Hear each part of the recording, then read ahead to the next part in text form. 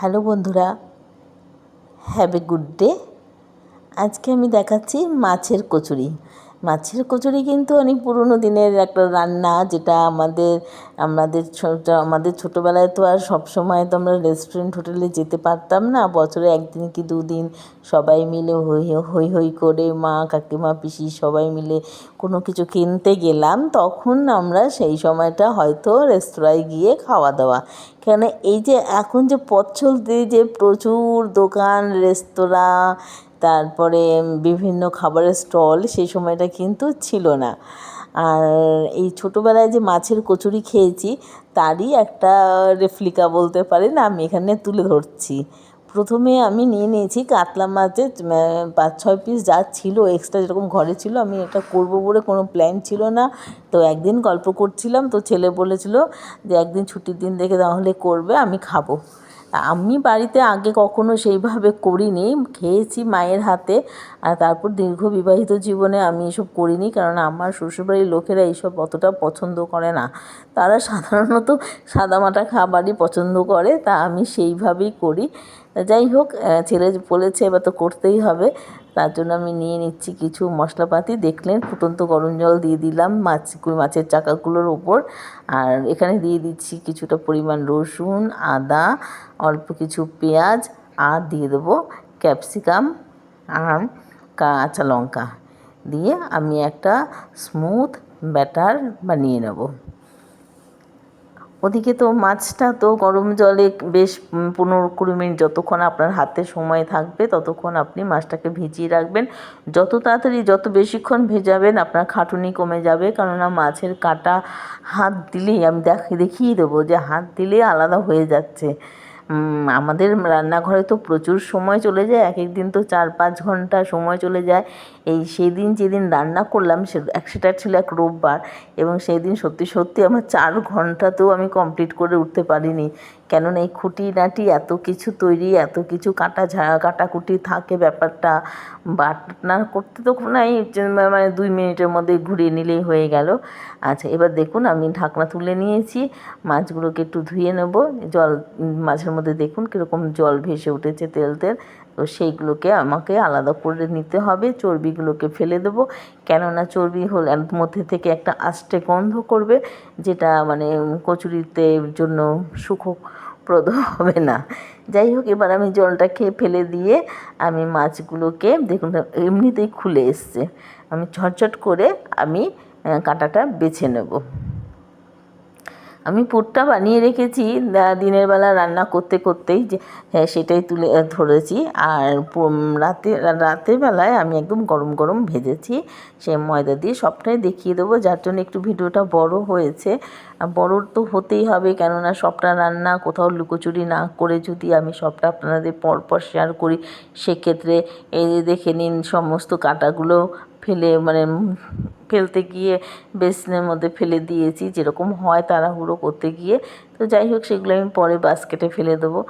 আচ্ছা, এই যে মাছের টুকরোগুলোর মধ্যে কাঁটা বেছে নেওয়ার পরে আমি কিন্তু লঙ্কার গুঁড়ো দিলাম। হ্যাঁ, এটা কিন্তু কোনো ঝাল লঙ্কা না, শুধু কালারের জন্য কাশ্মীরি মির্চের গুঁড়োটা আমি সবটা দিয়ে দিলাম। সেদিন এক প্যাকেট আমার পুরো লেগেছিল বিভিন্ন রান্নায়, আলুর দম করেছিলাম তাতে লেগেছিল। এছাড়া আমি মাংস করেছিলাম, মানে চিকেন আর কি, ওটা ছিল তেল ছাড়া চিকেন। হ্যাঁ, আচ্ছা, এখানে আমি ওই যে পেস্টটা যে বানিয়েছি, কাঁচা লঙ্কার পেস্টটা, আর একটু তো ঝাল না হলে ভালো লাগবে না, আর রঙের জন্য দিয়ে দিলাম এই কাশ্মীরি লাল মির্চির গুঁড়োটা। আচ্ছা, সামান্য একটু নুন মাখবো এখন, কেননা বেশি নুন মেখে দিলে পরে জলটা অনেকটা এখনই ছেড়ে যাবে। আমি কড়াইতে রান্না করতে করতে নুনটা দেবো আন্দাজ মতন, কেননা এমনিও এই যে পুর জাতীয় জিনিস বা লোটে মাছের ঝুড়ি এসব করতে গেলে কী হবে, প্রথমেই কিন্তু নুনটা ঠিক আন্দাজ করে বোঝা যায় না, কেননা রান্না কুক হতে হতে অনেকটা কিন্তু জিনিসটা কমে আসে, কচু শাক এরকম ব্যাপারগুলো থাকে। যাই হোক, আমি সামান্য বেশি কিন্তু তেল দেওয়া যাবে না, কারণ পুরের মধ্যে তেল বেশি থাকলে বেলতে গেলে অনেক সময় কি হয়, বেরিয়ে আসে। আর আমি আপনাদের দেখাবো, এক ফোঁটাও বেরোবে না। হাফ চামচ বা তার থেকে সামান্য একটু বেশি আমি তেল দিলাম, তার মধ্যে আমি তেলটা যখন হয়ে গেল আমি দিয়ে দিলাম পেঁয়াজ, লঙ্কা কুচি দিয়ে আমি এটাকে একটু নরম নরম করে ভেজে নেব। এবার এই ভাজা অবস্থায় আমি এটার মধ্যে কিছু এই যে মাছের যে পুরটাকে মেখেছি হলুদ দিয়ে, সমস্ত কিছু লঙ্কার গুঁড়ো, সামান্য একটু নুন সব দিয়ে মেখে রেখেছি, তারপর কাঁচা লঙ্কা পেস্ট সেগুলো। আচ্ছা, এখান থেকে একটু একটু তেল বেরিয়ে এসছে, পেঁয়াজ তো একটু নরম হয়ে গেলেই তেল বেরিয়ে যায়। আমি কিন্তু খুব সামান্য তেল দিয়েই করেছি, সেটা হয়তো আপনারা দেখেছেন এবং এখনও দেখবেন যে কড়াইতে খুব বেশি তেল অবশেষ নেই। আচ্ছা, এবার আমি এর মধ্যে একটু আমাকে তেল দিতে হলো, কেননা মাছের পুরটা বেশ দেখলাম অনেকটাই হয়েছে। তাই একটু যদি তেল না দিই তাহলে কি হবে, জিনিসটা একটু কেমন কেমন হবে আর কি। এবার দিয়ে দিলাম কাঁচা লঙ্কা পেস্টটা। একটু ঝাল করতে হবে, কেননা ময়দার সঙ্গে লেচি করে ভেতরে যখন পুরটা ভরবো তখন কিন্তু সেই ঝালটা কিন্তু আর লাগবে না। আর প্রথমেই যদি আমি ঝাল না দিই তাহলে সেই ক্ষেত্রে কিন্তু অতটা টেস্টি হবে না। যাই হোক, আমি পুরটাকে কিন্তু যত্ন করে বানিয়ে নিচ্ছি, কারণ এই পুরটার উপর নির্ভর করবে আমার মাছের কচুরিটা কেমন হবে স্বাদের। মশলা কষাতে কষাতে আমি একটু সামান্য জল দিয়ে দিলাম, যাতে এটা একেবারেই একদম মজে যায় এবং মাছের যে সেদ্ধ করে রেখেছি মাছটার মধ্যে যেন পুরোটা মিশে যায়। একটু লঙ্কা কুচিও দিয়েছি। এবার এখানে কিছুটা কাঁচা পেঁয়াজ আর রসুন আদা পেস্ট এগুলো মেখে নিয়েছি, যেভাবে মাংসকে আমরা মেখে নিই সেভাবে মেখে নিয়েছি। আজকে আমি তেল ছাড়া চিকেন করছি সবার আগে, প্রথম রান্নাটা। তো ফটাফট কোনো কাজ ছিল না, ওই মশলা টশলা মেখে একদম ডিরেক্ট কড়াইতে বসিয়ে দিয়েছি, আর পাশে গরম জল ফুটিয়ে নিয়ে রেখে দিয়েছি। যদি জল লেগেছে তখন দিয়েছি, জল না লাগলে দিইনি। আর এখানে ওই যে এখন আমি কিন্তু দেখতে পেলেন যে একটু নুন দিলাম, কেননা পুরটা যতটা কমে আসবে তার উপর তো নুনটা দেওয়া নির্ভর করবে। তার কারণ আমরা যখন ময়দার লেচি করব, ময়দা মাখার সময়ও তো সেখানেও কিন্তু কিছুটা নুন যায়। তার জন্য নুনটা আন্দাজ করে ঠিক করে দিতে হবে। দিয়ে দিতে হবে একটু গরম মশলার গুঁড়ো। আপনারা এখানে চাইলে আমচুরের গুঁড়ো দেবেন, আমিও দিয়েছি। আর যদি কেউ চান যে এটাকে আরেকটু স্পাইসি, সে তখন কিন্তু সে কাশ্মীরি লাল মির্চির বদলে এমনি যে লাল লঙ্কার গুঁড়ো আছে সেটা কিন্তু ইউজ করতে পারেন, তাহলে রঙও হবে এবং ঝালও হবে। একটুখানি সাবধান করে একটু নেড়ে দিতে হবে, কারণ তেল একদম কম, তাতে কি হবে একটা লেগে যাবার একটা ব্যাপার থাকবে। নুন তো আমি আগেই দিয়েছি দেখেছেন। এখন আমি একটু বিট নুন দিলাম আর দিলাম গোলমরিচের গুঁড়ো। এটাকেও আমি ভালো করে নাড়িয়ে টাড়িয়ে নেব এবং মেখে নেব। এই ক্যামেরার থেকে একটু সরে গেছে, সরি, রান্নাটা ক্যামেরা থেকে একটু সরে গেছে, তার জন্য আপনাদের কাছ থেকে আমি ক্ষমা চেয়ে নিচ্ছি। দিয়ে দিলাম আসলে কি মশলাগুলো যে আমি ডান দিক থেকে জোগাড় করছি তাতে কি হচ্ছে, বা হাতটা আমার অটোমেটিক্যালি সরে যাচ্ছে। দিয়ে দিলাম একটু আমচুরের গুঁড়ো আর ধনেপাতা কুচি। সেদিন সবগুলোই আমি ধনেপাতাও পর্যন্ত বটি দিয়ে কেটে একদম কুচি করে রেখেছি, কেননা আলুর দমে দিয়েছি। আপনারা দেখেছেন আগের দিন যে আলুর দমটা, ওটা সেই দিনই আলুর দমটা করা ছিল, যেটা দিয়ে আমি কচুরি এবং পরোটা পুরোটাই রান্না করে খেয়েছি। কেননা সবাই পুরো কচুরিটা দিয়ে রাত্রেবেলা ডিনার করতে চায়নি, তো পাশাপাশি আমি পরোটাও রেখেছিলাম। ময়দাটা একবারই মেখে নিয়েছি, ওই একই ময়দার লেচি থেকে কিছুটা কচুরি করেছি আর কিছুটা দিয়ে পরোটা করেছি। তাহলে কি হবে, মানে একঘেয়েমি টেস্টের যে ব্যাপারটাও সেটাও কেটে যাবে। শুধু কচুরি খেলে হয়তো 3টের বেশি খাওয়া যেত না, তাই কি করা হয়েছে, প্রত্যেকের জন্য 2টো করে পরোটা আর 2টো করে কচুরির হিসাব করা হয়েছিল। যদিও সবাই সবটা খেয়ে উঠতে পারেনি, পরের দিন সকালে আমরা খেয়েছি। কেননা রাতে এতটা খাওয়া যায় না, কিন্তু করতে হয়। অনেক সময় দেখা গেল যে সময়টা করছি সেই সময় হয়তো কেউ এসে উপস্থিত হলো, তখন তো ওটা দিয়েই ম্যানেজ করে দিতে হয়।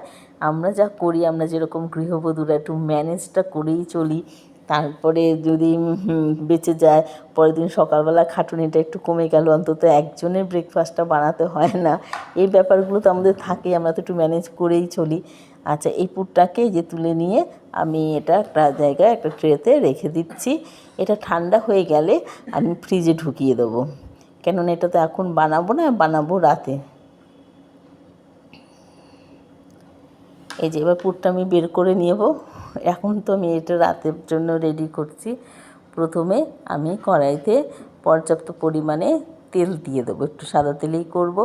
আমি এই কড়াইটা নিয়েছি, তার কারণ হচ্ছে এটা হচ্ছে অনেক পুরনো বন্ধু আমার, ননস্টিক কড়াই, মাজতে মাজতেই হাল হয়েছে। তো যাই হোক, তাই এটাতে চট করে আর কি, যেহেতু মাজা ঘষার জন্য আর সারাদিনের এত পরিশ্রমের পরে আর ইচ্ছে করে না যে ভারী কড়াই ওঠানামা করা। কড়াইটা ভীষণ হালকা। এই যে আমি মাছের পুরটা ভরে নিয়েছি, ভরে নিয়ে এটা করেছি। আচ্ছা, মাছের পুর রেডি করার একটা ভিডিও ছিল, সেটাও কিছুটা পোর্শন ছিল, জানি না কেন ওটা বাদ চলে গেছে। আমি কিন্তু ওটারও ভিডিও করেছি, যে মাছের লিচি কেটে পুর ভরা, সেটা আমি এখন দেখতে পেলাম না, আমি বলতেও পারলাম না সেটা দেখলে সেখানেও খানিকটা মজার ব্যাপারটা ঘটেছিল। আমি পুরগুলো মাছের যে লিচির মধ্যে ঢুকিয়ে এমনভাবে করে আঘাত দিচ্ছিলাম, অনেকটা দেখতে মোমোর মতো লাগছিল। আর যে ভিডিও করছিলেন তিনি হেভি রেগে গেছিলেন, বলছে কী করছো ছেলে মানুষই। আচ্ছা, মাঝে মাঝে পরিশ্রমটা কমে যায় যদি একটুখানি ছেলে মানুষই থাকে, কেননা আমরা সারাদিন খাটতে থাকি, তো আমাদের মধ্যে যদি একটু হাসাহাসি মজা যদি সেই ব্যাপারটা রসদ না যোগাই, তাহলে কী হবে, খিটখিটে হয়ে যাব এবং একঘেয়েমি। এই চলো সকালবেলা ঘুম থেকে ওঠো, রান্না করো, খাও, আবার ঘুমাও, আবার পরের দিন সকালে ওঠো, এই ব্যাপারে একঘেয়েমিটা কমে যাবে যদি একটু আমরা হাসি মজাক করে ব্যাপারটা করি। দেখুন, একটু কিন্তু পুর বেরিয়ে যাচ্ছে না, তার কারণ কি হচ্ছে, আমি পুরটা একদম অল্প তেলে করেছি। আর ময়দাটা মেখেছি যে সেই ভিডিওটা কোথায়, আমি তো দেখতে পাচ্ছি না, আগে পিছু হয়ে গেছে কিনা জানি না। যাই হোক, ময়দাটা মাখার সময় কিন্তু ময়ান আমি কিছু দিইনি, আমি দিয়েছিলাম একটু জোয়ান আর নুন আর সামান্য 2-4টে চিনি ফেলে ময়দাটাকে, কিন্তু আমি কোনো গরম জলও মাখিনি, তেলও দিইনি ময়ান হিসাবে, এমনি সাধারণ নর্মাল জলেই আমি এটা করেছি। আর দেখতেই পাচ্ছেন কত ভালো করে হয়েছে, ফুলে উঠছে, খুব সুন্দর করে লাল লাল করে হচ্ছে। পরবর্তীগুলো আরও ভালো হয়েছে, প্রথমটা হিট কম থাকার জন্য একটুখানি হোয়াইট হোয়াইট ব্যাপারটা এসছে, পরে কিন্তু একদম কড়া হয়ে গেছে। যেহেতু কড়াইটা পাতলা, তার জন্য কী হবে, গরম হতে যেটুকু সময়, এটা সঙ্গে সঙ্গে দেখুন বেলা হচ্ছে কি হচ্ছে না, কচুরি কিন্তু নেমে আসছে। এইভাবে এক এক করে আমি 8খানা কচুরি বানিয়েছিলাম। মাছের কচুরি বানিয়েছিলাম 8টা, আর পরোটা বানিয়েছিলাম 8টা। মনটা খুব খারাপ লাগছে, এই যে অলিম্পিক্সে ইন্ডিয়াদের অবস্থা কোথায় যে হচ্ছে, কী হচ্ছে, কেন হচ্ছে বুঝতে পারছি না। তার কারণ যাদের ওপর অগাধ আশা, এত ভালো মেয়েটা খেললো, কীভাবে কোথা থেকে কী সব নিয়মকানুন বেরিয়ে গেল, আর মেয়েটাকে ক্যান্সেল হয়ে গেল। এরপরে মেয়েটার মানসিক অবস্থাটা কীরকম হবে। একজন ক্রীড়াবিদ, একজন অ্যাথলিট, মানে তার কাছে তো তার স্বপ্নগুলো চোখের সামনে চুচুর হয়ে যাচ্ছে, সেটা তো মেয়ে হোক ছেলে হোক সবার জন্যই সে ক্ষতিকর। পরবর্তী অলিম্পিক্স বা অন্য কোনো বড় জায়গায় নাম দিতে গেলে তার এই দিনটা কিন্তু সে কোনো দিন ভুলতে পারবে না। সে জীবনে সে যতদিন বাঁচবে এই দিনটার কথা সে কখনোই ভুলতে পারবে না। আমরা ভারতবাসী হিসেবে তো আমাদের তো মন খারাপ একটা থাকবেই। দেখুন কচুরিগুলো কি সুন্দর ফুলে ফুলে উঠেছে, দেখেই লোভ লাগছিল, আর গন্ধ যা বেরোচ্ছিল, মনে হচ্ছিল বুঝি সবগুলি কিন্তু খেয়ে নেব। তারপর খেতে বসে কিন্তু কেউ আর যেই জলটা খাবে বলেছিল সে ততটা খেতে পারেনি, প্রত্যেকেই একটা দুটো করে কম খেয়েছে। আসলে কি আমাদের অনেক সময় কী হয়, চোখের খিদে থাকে কিন্তু পেটের ভেতরে তো ঢোকাতে হবে, তখন দেখা গেল আর খাওয়া যাচ্ছে না।